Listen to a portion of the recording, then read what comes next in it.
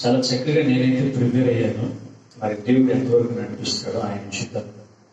కుటుంబంలో ప్రథమ స్థానము దేవునికే మనుషులుగా అనేటువంటి విషయంతో ఈరోజున దేవుని యొక్క వాక్యంలోకి మనం వెళ్దాం.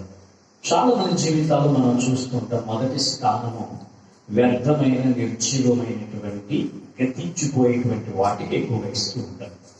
అయితే ఈరోజు మీతో నాతో మాట్లాడుతున్నటువంటి జీవము కలిగినటువంటి మాటలు చెబుతాయి ఎవరికి మొదటి స్థానం ఇవ్వాలి. మొదటి స్థానం మనము ఎవరికి ఇస్తే కుటుంబం ఏ విధంగా ఆశీర్వదింపబడుతుంది అనేటువంటి ప్రతి మాట కూడా నీతో నాతో దేవుడు ఈ రోజున మాట్లాడుతూ ఉన్నాడు. హల్లెలూయా.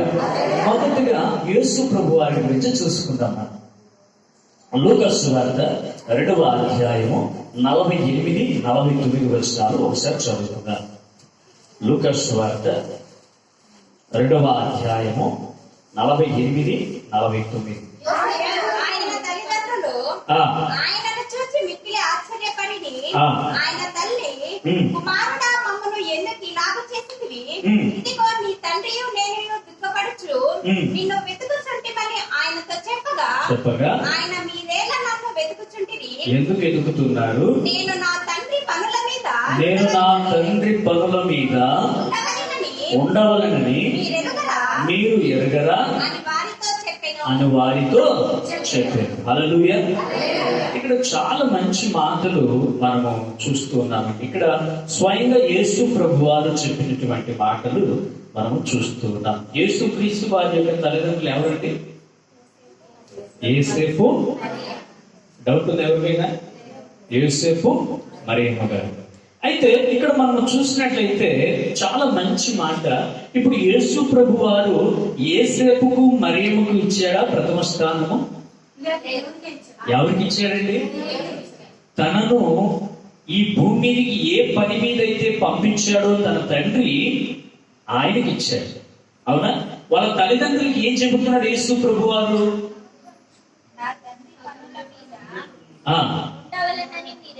మీకు తెలీదా, నేను నా తండ్రి పని మీద వెళ్తున్నాను. అప్పుడు ఆయన వయసు ఎంత ఉంటుందండి? 12 సంవత్సరాలు. అవునా? ఎక్కువ తక్కువ ఉందా?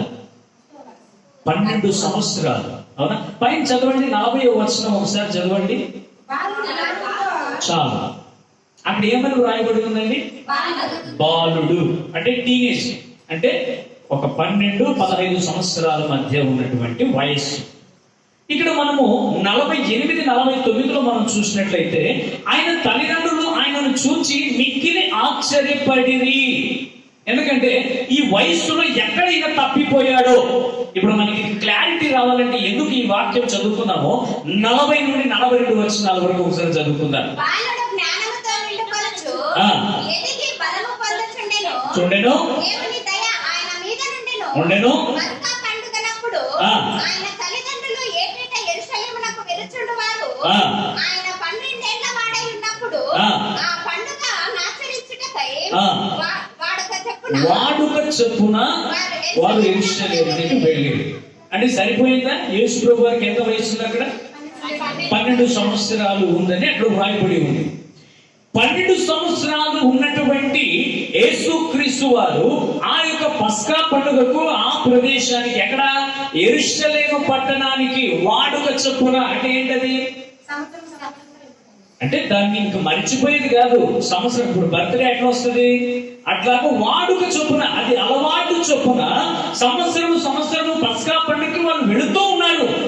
దానిని మానుకొనలేదు. వారు వెళుతూ ఉన్నప్పుడు ఇక్కడ మనం చూసినట్లయితే యేసు ప్రభు వారు అక్కడ తప్పిపోయినాడు.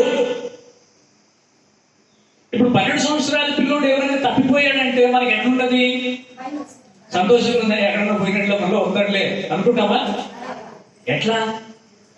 భయపడతాం, వెతుకుతాం, కన్నీరు గారుస్తాం. యవనపురాయము తెలుగున్నటువంటి వాడు వెళ్ళిపోతేనే దుఃఖపడతాం మనం. అలాంటిది 12 సంవత్సరాలు. జాన్వేసి వయసు ఎంతమ్మా? 10 సంవత్సరాలు, ఇంకొక 2 సంవత్సరాలు ఎక్కువ అనుకోండి. 10-12 సంవత్సరాల వయసులో ఉన్నటువంటి వ్యక్తి, ఆ అబ్బాయి వెళ్ళిపోతే ఈ పరిస్థితి ఏంటి? ఇక్కడ యోసేపు మరియమ్మ పరిస్థితి కూడా అట్లనే ఉంది. బాధపడుతూ, దుఃఖపడుతూ వెతుకుతూ ఉన్నారు. వారు వెతుకుతూ ఉన్నప్పుడు అక్కడ మనం చూస్తాము 49వ వచనంలో చదవండి. మీరు ఎందుకు నన్ను వెతుకుతూ ఉన్నారు? నేను నా తండ్రి పనుల మీద వెళ్తూ ఉన్నాను, మీకు తెలీదా అని వారితో చెప్పాడు ఆయన. నేనేం పని పాట లేకుండా పనికి మన పనులకు నేను వెళ్ళలేదు. నేను వ్యర్థమైనటువంటి మాటలు మాట్లాడుకోవడానికి, కూర్చోవడానికి, సవాళ్ళు చేయడానికి నేను వెళ్ళలేదు. నా తండ్రి పని మీద నేను వెళ్ళాను. పక్కింటి వారి పని మీద నేను వెళ్ళలే. నా బంధువుల పని మీద నేను వెళ్ళలేదు. నేను కేవలం నా తండ్రి పని మీద మాత్రమే వెళ్ళాను. మీరెందుకు టెన్షన్ పడుతున్నారు? మీరెందుకు బాధపడుతున్నారు? అక్కడ ఇంకొక మాట 40వ వచనంలో, బాలుడు జ్ఞానముతో నిండుకొనుచు ఎదిగి బలము పొందుచుండెను. ఇక్కడ ఇంకొక మాట, దేవుని యేసు ప్రభువు వారికి ప్రత్యేకమైనటువంటి మాట. ఇక్కడ మనం చూసినట్లయితే యేసు క్రీస్తు యొక్క పుట్టుక గురించి బహిరంగంగా పరిచర్య ప్రారంభించే సమయానికి ఆ మధ్యలో ఉన్నటువంటి కాలము గురించి వ్రాయబడినటువంటి వ్యక్తి లూకా. ఈ లూకా సువార్తలో మాత్రమే చాలా ముఖ్యమైనటువంటి విషయాలు యేసు ప్రభు వారి గురించి ఉన్నాయి. అంటే తన పుట్టినది మొదలుకొని బహిరంగంగా ఆయన చేసిన పరిచర్య, అదే విధంగా ఆయన పరిచర్య ప్రారంభించిన నాటికి మధ్య జరిగినటువంటి ప్రతి సంఘటన కూడా ఈ సువార్తికుడైనటువంటి లూకా రాశాడు. మత్తయి, మార్కు, మళ్ళా యోహాను, ఈ యొక్క 4 సువార్తలో ఈ దీంట్లో కంటే ప్రాముఖ్యంగా లూకా సువార్తలో చాలా చక్కగా యేసు ప్రభు వారి యొక్క పరిచర్య గురించి చక్కగా రాయబడి ఉంది. అర్థవంతముగా 4 సువార్తలో కూడా యేసు ప్రభు వారి గురించి చాలా చక్కటి లేఖనాలు రాయబడి ఉన్నాయి. అయితే సువార్తికుడైనటువంటి లూకా ఈ లూకా సువార్తలో చాలా ప్రాముఖ్యంగా రాశాడు. ఈ మాటలు చదువుతున్నప్పుడు 43, 44 చదవండి. ఆ దినములు తీరిన తరువాత వారు తిరిగి వెళుచుండగా బాలుడైన యేసు యెరూషలేములో నిలిచెను. ఆయన తల్లిదండ్రులు ఆ సంగతి ఎరుగక ఆయన సమూహములో ఉన్నాడని తలంచి ఒక దినము ప్రయాణం అంతా కూడా సాగిపోయిన తర్వాత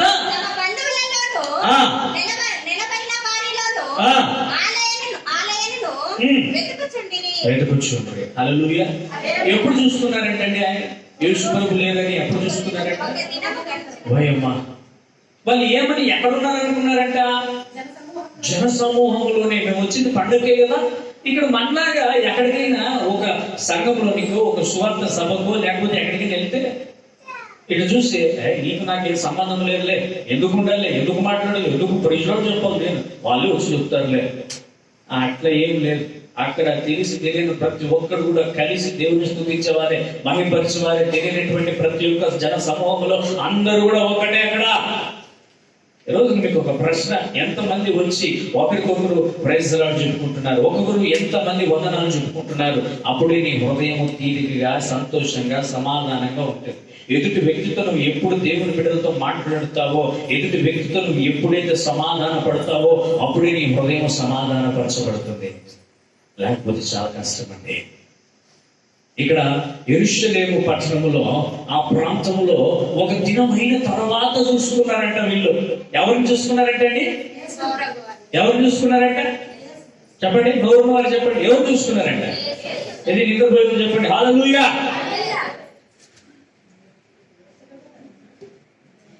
దేవుని పరిశుద్ధ నామానికి మహిమ కలుగును గాక. ఎవరినంటే వెతుకుతూ ఉన్నారంటే యేసేపు. మరి ఎవరిని వెతుకుతున్నారంట? నేను గట్టిగా చెప్పండి. ఎవరిని కొట్లాడికి వస్తే చూపిస్తాను, కానీ దేవుని మందిలో మానవ ఎవరు వెతుకుతాం? అవునా? యేసేపు మరేమో ఎవరిని వెతుకుతున్నారంటండి? యేసుక్రీస్తు వారిని వెతుకుతూ ఉన్నారంట. ఎంత కాలం తర్వాత చూసుకున్నారంట ఆయన లేడని? ఒక రోజు తర్వాత చూసుకున్నారు. ఆయన ఎందుకు వెళ్ళాడంటే వాళ్ళని వదిలి? సంవత్సరం మొదలుకొని 12 సంవత్సరాల వరకు ఆయనతోనే ఉన్నాడు, తల్లిదండ్రులతోనే ఉన్నాడు. తన తండ్రికి సహాయకుడిగా ఉన్నాడని కూడా మనం చూసాం. 12 సంవత్సరాలు దేవాలయంలో పరిశీలకు, జ్ఞానులకు మించినటువంటి జ్ఞానముతో దేవుని వాక్యాన్ని ఆయన చెప్పాడని కూడా విన్నాం మనం. దాన్ని చూసి పరిశీలు, జ్ఞానులు వీళ్ళంతా మెచ్చుకున్నారా?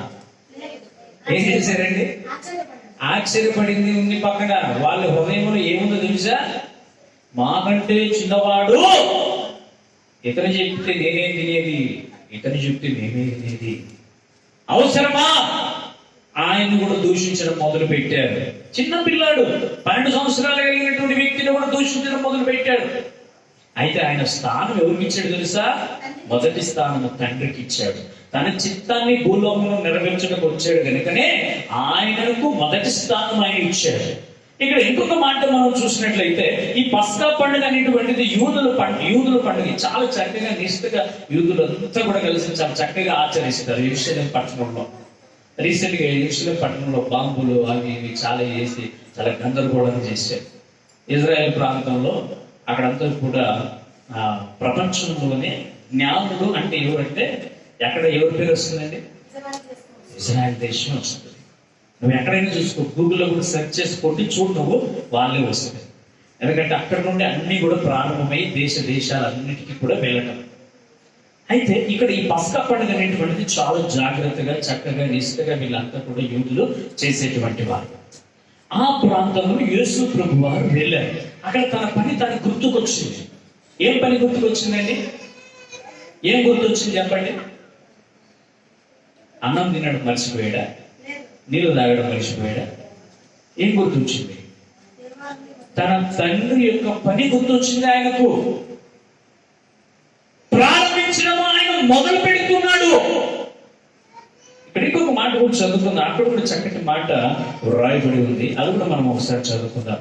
గళితులకు రాసినటువంటి పత్రిక 6వ అధ్యాయము 6వ వచనం ఒకసారి చదువుకుందాం. అంటే మొదటి స్థానానికి సంబంధించినటువంటి ప్రతి విషయము కూడా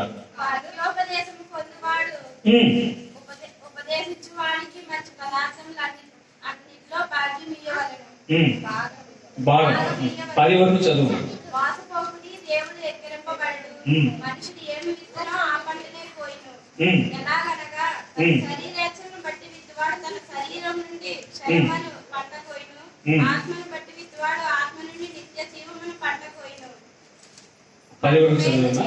మనము మేలు చేయడే అని విసుక ఇందుము. మనము అనేక మేలు చేసి మేని తగిన కాలం ముందు పంట పోదుము. కాబట్టి మనకు సమయం దొరికిన కొలది అందరి అడ్లను విశేషముగా విశ్వాస గృహమునకు చేరిన వాని అడ్లను మేలు చేద్దాము. ఆమేన్. హల్లెలూయా, హల్లెలూయా. ఎవరు రాశారండి ఈ పత్రిక? 1వ అధ్యాయం అపోస్తలుడు అనేటువంటి పౌలు ఎవరికి రాశారు ఇది? ఈ లెటర్ రాసేటప్పుడు 1వ వచనంలో ఒక మాట ఉంది. అక్కడ మనుషుల మూలముగానైనను ఏ మనుష్యుని వలనైనను కాక యేసుక్రీస్తు వలనను ఆయనను మృతులలో నుండి లేపిన తండ్రి అయిన దేవుని వలన అపోస్తలుడుగా నియమింపబడిన పౌలను నేను అని చెప్తున్నాడు. అంటే ఆయన వివరిస్తూ ఉన్నాడు. అక్కడ ఎవరికి ఆయన మొదటి ప్రాధాన్యత ఇస్తున్నాడు? తన తోటి ఉన్నటువంటి స్నేహితులుగా, తనను కన్నా తల్లిదండ్రులుగా, లేకపోతే వాళ్ళ తోటి ఉండి ఎన్నో యుద్ధాల్లోనూ ఎంతో మందిని నాశనం చేసినటువంటి వ్యక్తులుగా ఎవరికి ఇచ్చారు ఆయన మొదటి స్థానము? ఇది క్రైస్తవం యొక్క లక్షణము అని పౌలు చెబుతూ ఉన్నాడు. ఏమని చెబుతున్నాడంటే ఇక్కడ చూడండి, వాక్యోపదేశము పొందువాడు ఉపదేశించు వారికి మంచి పదార్థములన్నిటిలో భాగము ఇవ్వవలెను. ఇది క్రైస్తవుని యొక్క లక్షణం. ఏదైనా సరే ఇక్కడ అంటున్నాడు, మంచి పదార్థములన్నిటిలో కూడా భాగము ఇవ్వవలెను అనేటువంటిది వ్రాయబడి ఉంది. ఇంకొక మాట మనం చూస్తే, మోసపోకుడి దేవుడి వెక్కరింపబడు.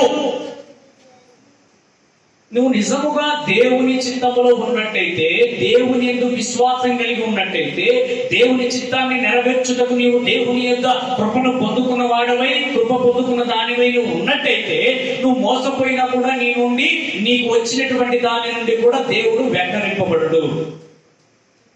నువ్వు ఎప్పుడైతే దేవుని నుండి పక్కన ఉంటావో, ఎప్పుడైతే దేవుడి నుండి దూరం పోతావో, అది నీకే నష్టం. అంటే దానికి అర్థం, నువ్వు దేవుడికి దూరం పోయినావు అనుకో, దాని అర్థం సింపుల్ ఏంటంటే నీ హృదయంలో దేవునికి స్థానము లేదు. నీ హృదయంలో దేవునికి స్థానము లేదు అంటే అక్కడ చక్కగా ఉంది. దానికి వేరే అర్థం కానీ వేరే పదార్థం కానీ ఏది కూడా లేదు. ఇంకా ఇక్కడ ఇంకొక మాట కూడా వ్రాయబడి ఉంది, మనుష్యుడు ఏమి విత్తునో ఆ పంటని కోస్తాడు. నువ్వు మంచిగా నటించావు అనుకో, నీ జీవితం కూడా మంచిగా నటన జీవితం అవుతుంది, కానీ మంచి జీవితం ఎడగాలి. నేను ఇంతకు ముందు కూడా చెప్పాను, పోయిన వారం కూడా చెప్పాను, నువ్వు విత్తినటువంటి విత్తనానికి తగినట్టుగానే పంటకు వస్తావు, అంతే. ఇంక వేరేదేమీ లేదు. ఇప్పుడు మనం ఏదైతే విత్తనం పొలం, ఇప్పుడు వర్షం వస్తూ ఉంది, ఒక విత్తనం వేసాము, ఆ విత్తనాన్ని కోస్తాము, కానీ ఇంకొక విత్తనం వస్తుందని ఎదురు చూసి దాన్ని కోసడానికి అవుతుందా? దాన్ని ఏమైనా కోస్తారా? ఒక విత్తనం వేసి ఇంకొక పంట కోసం ఎదురు చూస్తారా? ఏం విత్తామో, ఇప్పుడు మనం విత్తేటువంటి ప్రతి విత్తనము కూడా ఆయన చూస్తూ ఉన్నాడు. నువ్వు ఏం విత్తుతున్నావో ప్రతి విత్తనానికి తగినటువంటి ఫలము ఇవ్వటానికి ఆయన దగ్గర సిద్ధంగా ఉంది. చెడు విత్తుతావా, దాన్ని కోస్తావు. మంచి విత్తుతావా, మంచిగా కోస్తావు. వందనాలు చెప్తే వందనాలు పొందుకుంటావు. నువ్వు వందనాలు చెప్పలేదంటే నీకు ఎదుటి వ్యక్తి ఎందుకు చెప్తాడు? క్రైస్తవునికి ఉండవలసిన లక్షణం ఏంటంటే, ప్రతి మనుషునికి కూడా మొదట ప్రైజ్ ద లార్డ్ అంటే దేవుని ఎదుట నేను నీకు వందనాలు చెప్తున్నాను అంటే స్వయంగా దేవునికి చెప్పినట్టే, మనుషునికి చెప్పినట్టు కాదు. ప్రైజ్ ది లార్డ్, దేవునికి వందనాలు చెప్తున్నావు, మనిషికి కాదు. అప్పుడు నువ్వు ఏం చేయాలా? ఎంతమంది మనలో దేవునికి స్థానం ఇస్తున్నాం, ఎంతమంది మనం దేవునికి వందనాలు చెబుతున్నాం, ఎంతమందికి మనం దేవుని కృతజ్ఞతాస్తుతులు చెల్లిస్తూ ఉన్నాం. మరి ఆ పంట ఏదో ఒకసారి ఆలోచించండి, ఏ పంటకు వస్తుంది? మనిషి ఏం చెప్తున్నాడు అదే. ఇంకా సపరేట్గా నేను యేసుక్రీస్తు దగ్గరికి చర్చికి వెళ్తా ఉన్నాను, బయట పాపం చేసిన చర్చిలోకి వెళ్తే అంత పోతుంది, నాకు మంచి వస్తుంది అంటే అవుతుందా? ములాసే లేదు. ఇంకా ఇక్కడే నీకు ఎక్కువ ఉంటుంది, వెయిట్ చేస్తూ ఉంటుంది. 2 అంచుల ఖడ్గము, 2 వైపులో ఉన్నటువంటి పదున ఖడ్గం వెయిట్ చేస్తూ ఉంటుంది నీకోసమే. కొద్దిగా అదుపు తప్పావో తెగుద్ది. ఎట్లా తెగుద్దో తెలియదు, ఎటు కోస్తాడో కూడా తెలియదు. కాబట్టి మనం ఏం చేయాలా? ఎల్లప్పుడూ కూడా మెలుగు ఉండాలి. ఇంకొక మాట కూడా అక్కడ చాలా మంచి మాట వ్రాయబడింది. ఏలైనగా తన శరీరేచ్ఛలను బట్టి విత్తువాడు తన శరీరము నుండి క్షయము పంట కోయును, ఆత్మను బట్టి విత్తువాడు ఆత్మ నుండి నిత్య జీవమును పంట కోస్తాడు. ఇప్పుడు ఇక్కడ 2 మాటలు ఉన్నాయి. ఒకటి శరీరేచ్ఛల నుండి, 2 ఆత్మను బట్టి. నువ్వు శరీరానుసారంగా పంట విత్తితే అట్లనే కోస్తాడు, అవునా? నువ్వు ఆత్మానుసారంగా పంట విత్తితే ఆత్మానుసారంగా మాత్రమే పంటకు వస్తాడు. ఈ రోజున నువ్వు ఏ విధమైనటువంటి పంట వేస్తూ ఉన్నా? అని మాకు చేనులు లేదు సార్, ఎట్లా పంటలు వేసేది? నువ్వేమో పంట వేయమంటున్నావు, మాకు చేనులు లేవు. ఏ పంట అండి? ఆత్మ పంట. ఏ పంట? నడవడిక. ఏ పంట? చూపు. ఏ పంట? మనసుల ఆలోచనలు. నువ్వు విత్తేటువంటిది దాన్నే పంట అంటారు, నువ్వు చేసే పనిని దాన్నే పంట అంటారు. చేను ఉంటేనే కాదు. హల్లెలూయా. ఎక్కడ ఇంకొక మాట కూడా రాయబడింది 9వ వచనంలో, మనము మేలు చేయుట యందు విసుగక యుందుము, మనము అలయక మేలు చేసితమని తగిన కాలమందు పంట కోతుము. ఇప్పుడు మేలు చేసేవాళ్ళు చాలా తక్కువ, కీడు చేసేవాళ్ళు ఎక్కువ, అవునా? దేవుని వాక్యం చెబుతుంది, మేలు చేసేటువంటిది నీ చేత కాకపోయినా పర్వాలేదు, కానీ కీడు మాత్రము చేయవద్దు, అది దేవునికి ఇష్టం లేదు. ఇప్పుడు మరలా మనం లోకాసు వార్తలోకి పోతాం. ఇక్కడ మనం కొన్ని మాటలు అన్నీ కూడా చూసాం. మనం ఇవన్నీ కూడా పౌలు చెబుతున్నటువంటి మాటలు ఏంటంటే, నీవు నేను సమయాను సందర్భాన్ని బట్టి ఏ విధంగా జీవించాలో, ఏమి పొందుకోవాలో, ఏమి పొందుకోకూడదో దానికి తగినటువంటి ప్రతి విధమైనటువంటివి కూడా ఇక్కడ రాయబడి ఉన్నాయి. ఇప్పుడు యేసుక్రీస్తు వారు తన తండ్రికి స్థానం ఇచ్చారు. మొదట శారీరకంగా భూమి మీద తనకు జన్మనిచ్చినటువంటి తల్లిదండ్రులను చూసుకునేటువంటి బాధ్యత తీసుకున్నాడు. ఆయన మరణించేటప్పుడు ఏమైనా వారిని అనాథలుగా వదిలేసి వెళ్ళిపోయాడా? యేసుక్రీస్తు వారి తల్లిని అనాథగా వదిలేసి వెళ్ళిపోయాడా? ఏం చేశాడు? ఏం చెప్తే ఏం వస్తుందో మధ్యలో మళ్ళా తలపెట్టు. తన శిష్యుడికి తల్లి బాధ్యతను అప్పచెప్పాడు. తర్వాత ఇదిగో ఈమెనే ఇక నుంచి నీ తల్లి, ఇదిగో అమ్మ ఇప్పటి నుండి నీ కుమారుడు ఇతనే.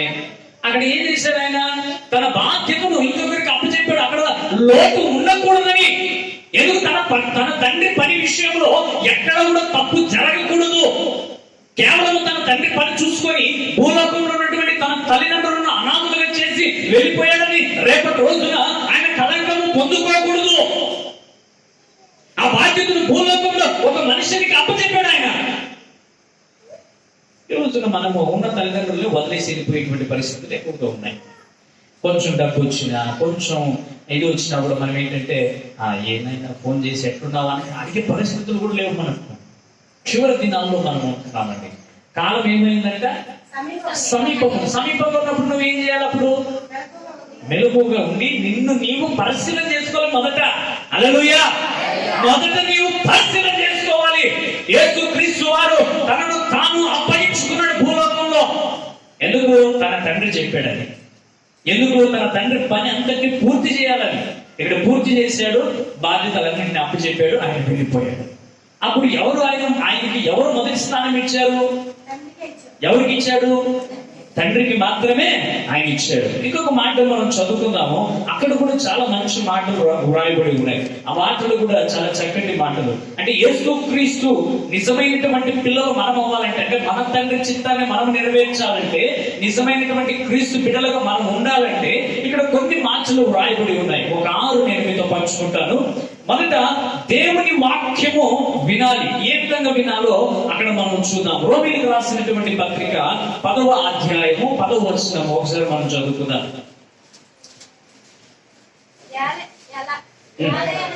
ఏలయనగా మనిషి హృదయంలో 17 వరకు చదువు. రక్షణ కలుగునట్లు మొదట నోటితో ఒప్పుకోవాలి. ఏమనగా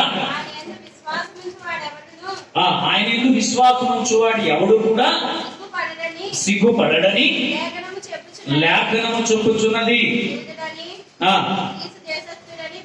భేదము లేదు, ఒక్క ప్రభువే, అందరికి ప్రభువే ఉండి తనకు ప్రార్థన చేయువారు అందరి ఎడల కృప చూపుటకు ఐశ్వర్యవంతుడై ఉన్నాడు.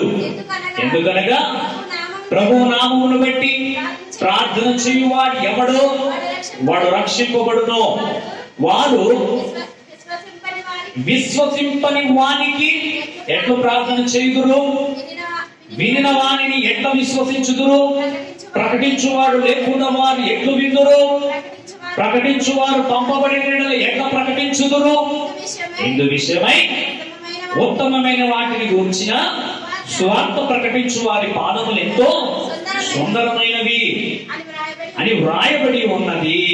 చాలా ఇక్కడ మనం చూసినట్లయితే దేవుని వాక్యము విని మనము నిజముగా దేవుని వాక్యములో ఉండాలంటే ఇక్కడ 10 నుండి దాదాపు 17 వచనాల వరకు చాలా చక్కటి మాటలు వ్రాయబడి ఉన్నాయి. ఇక్కడ ఏలయనగా విశ్వసించిన ఎడల నీవు రక్షింపబడదు. మొదట నీవు దేవుని యందు విశ్వాసం ఉంచితేనే రక్షింపబడతావు.